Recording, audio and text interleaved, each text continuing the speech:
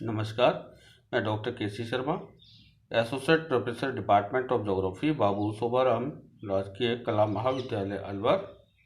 आज बीए पाठ प्रथम कक्षा में महाद्वीप और महासागरों की उत्पत्ति के बारे में हम विभिन्न जो सिद्धांत हैं इनके बारे में चर्चा कर रहे हैं। और इसमें महाद्वीपीय विस्थापन सिद्धांत अल्फ्रेड वेगनर के महाद्वीपीय विस्थापन के बारे में हम चर्चा यहाँ करेंगे।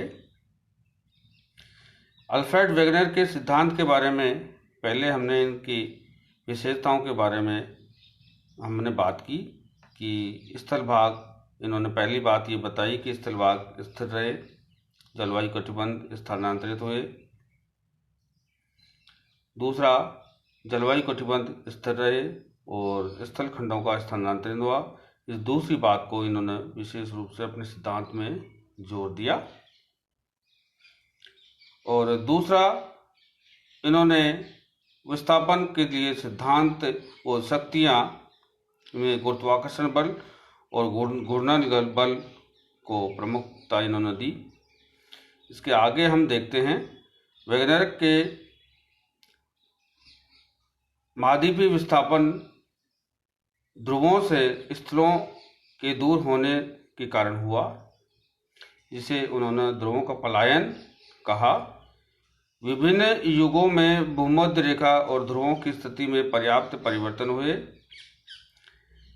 कार्बोनिफेरस युग में पेंजिया का विभाजन हुआ और उत्तरी भाग लोरेशिया और दक्षिणी भाग गोंडवानालैंड कहलाया।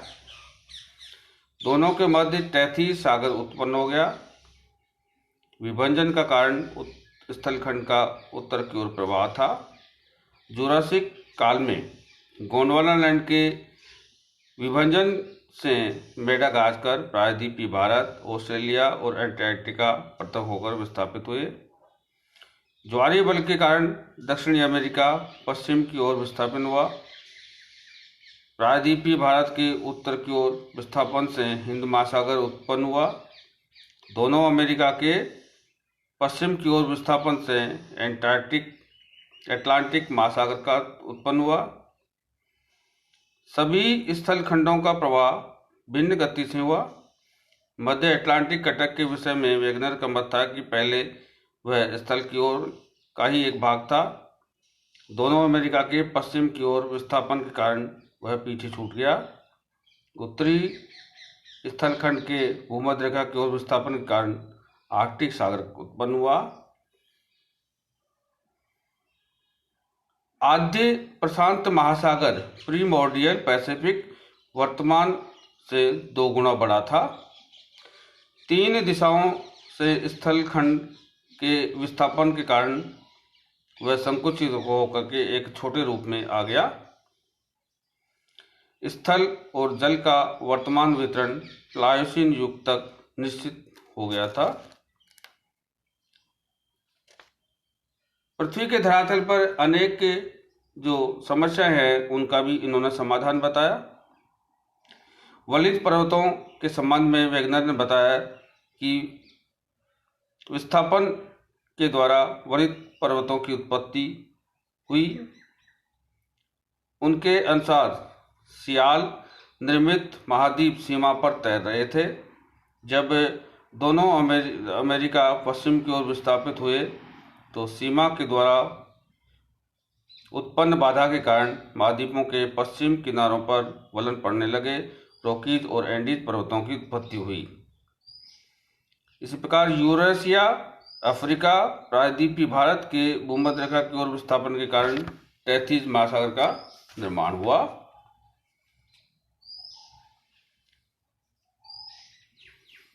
और इस भूसन्नति में वलन पड़े और टर्सरी युगीय अल्पाइन पर्वतों की उत्पत्ति इन्होंने बताई। यहाँ हम एक बात का और उल्लेख करेंगे कि वेगनर ने 2 परस्पर विरोधी बातें भी बताई। एक और तो उन्होंने सीमा पर महाद्वीपों के बिना रुकावट के तैरने की बात कर रहे हैं ये, और दूसरी ओर तैरते हुए महाद्वीपीय किनारे पर सीमा के द्वारा बाधा उत्पन्न की बात भी कर रहे हैं। बोवी विलीज इन विद्वानों ने महाद्वीपीय विस्थापन के द्वारा पर्वतों की उत्पत्ति का विरोध किया। वुलरिज के मत के अनुसार पर्वतों की उत्पत्ति को समझाने में विस्थापन सिद्धांत काफी उपयोगी होता है। प्रायद्वीपीय समुद्र द्वीपीय चापों की उत्पत्ति के बारे में वैगनर ने बताया कि प्रशांत महासागर के पश्चिमी किनारों पर एशिया के पूर्वी तट के सहारे द्वीपीय चाप अथवा द्वीप तोरण आइलैंड आर्क की उपस्थिति पाई जाती है। वैगनर ने इसकी व्याख्या की। उनके अनुसार जब एशिया पश्चिम की ओर विस्थापित हो रहा था तब उसका पूर्वी भाग विस्थापन में साथ न दे सका और पीछे की ओर छूट गया। इस प्रकार जब दोनों अमेरिका पश्चिम की ओर प्रवाहित हो रहे थे तब उनके पूर्वी भाग के पीछे छूटने के कारण पश्चिमी द्वीप समूह उत्पन्न हुआ। अब हम सरसरी तौर पर इसके सिद्धांत का हम मूल्यांकन करें तो वैगनर का मूल उद्देश्य जलवायु परिवर्तनों की व्याख्या करना मात्र था, जिसे उन्होंने महाद्वीपीय विस्थापन के माध्यम से स्पष्ट किया। समस्याओं को सुलझाने की प्रक्रिया में उन्होंने सिद्धांत को और अधिक विस्तृत कर दिया। उनके गुण और दोष इस प्रकार बताए जा सकते हैं। पक्ष में यदि तथ्य देखें तो महाद्वीपीय विस्थापन के प्रमाणों में सर्वाधिक महत्वपूर्ण भौगोलिक प्रमाण हैं। अटलांटिक महासागर के दोनों तटों पर महाद्वीपों की तटरेखा की आकृति में परस्पर सटने की अद्भुत समानता, जिग्सा फिटिंग जिसे कहते हैं, वो पाई जाती है। वैज्ञानिक प्रमाण भी इस सिद्धांत के पक्ष में पाए जाते हैं। अटलांटिक तटीय शैलों व पर्वत श्रेणियों में भी भारी समानता पाई जाती है। इनका भूवैज्ञानिक इतिहास और संरचना भी एक समान होती है। यूरोप, अफ्रीका और अमेरिका के पर्वतों की रचना भी समान पाई जाती है। ब्राजील का पठार, दक्षिणी अफ्रीका, दक्षिण का पठार और ऑस्ट्रेलिया का पठार संरचना की दृष्टि से एक जैसे पाए जाते हैं। दक्षिणी अफ्रीका और दक्षिणी अमेरिका में खनिजों की भी काफ़ी कुछ समानता हमें पाई जाती है। बेले के अनुसार यूरोप में कैलेडोनियन पर्वत श्रेणी और उत्तरी अमेरिका में हर्सिनियन पर्वत श्रेणी एक ही सीध में पाई जाती हैं। डुटॉइट के अनुसार दक्षिणी अटलांटिक महासागर के तटों पर गहरी भूवैज्ञानिक समानता पाई जाती है।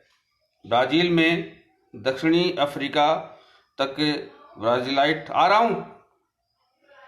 नामक कैलेडोनियन श्रेणी और अर्जेंटीना से अफ्रीका के केप प्रांत तक गोंडवाना लैंडनाइट श्रेणी पाई जाती है।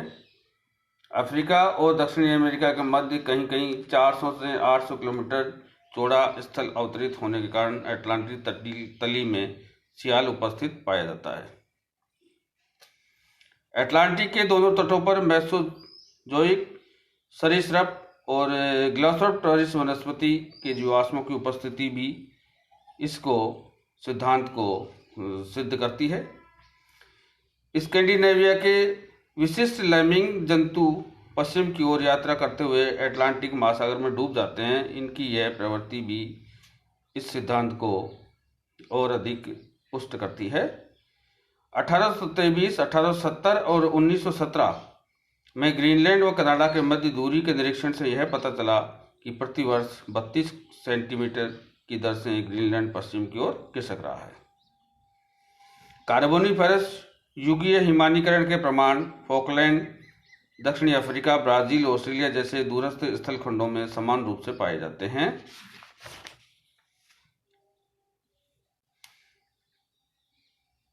सिद्धांत के विपक्ष में तथ्य। अनेक आलोचकों ने अटलांटिक के तटों का साम्य स्थापन जिग्सॉ फिटिंग को दोषपूर्ण बताया है। अटलांटिक के मध्य में स्थित अंतर महासागरीय कटक सबमरीन रिज तटों के साम्य स्थापन को निराधार सिद्ध करती है। महाद्वीपों के पश्चिम की ओर प्रवाह के लिए ज्वारीय शक्ति की कटु आलोचना की गई। प्रथम तो यह असंभव ही है। यदि संभव हो तो इसकी प्रबल शक्ति पृथ्वी के परिभ्रमण को रोक देगी। वैगनर ने महाद्वीपीय विस्थापन केवल उत्तर और पश्चिम की ओर समझाया। पेंजिया के खंडित होने पर महाद्वीपों का विस्थापन पूर्व, दक्षिण, पश्चिम की ओर हुआ। वैगनर के अनुसार ग्लासोप्टेरिस वनस्पति के प्रमाण केवल गोंडवाना के भूखंडों में उपस्थित हैं, किंतु यह प्रमाण कश्मीर, अफगानिस्तान, ईरान और साइबेरिया में भी पाए जाते हैं। वैगनर ने सियाल निर्मित महाद्वीपों का अधिक सघन सीमा निर्मित आधे स्तर में तैरता हुआ बताया, जो संभव नहीं हो सकता। इन सभी दोषों के बावजूद वैगनर का सिद्धांत महाद्वीपों और महासागरों की उत्पत्ति की दिशा में एक महत्वपूर्ण मील का पत्थर साबित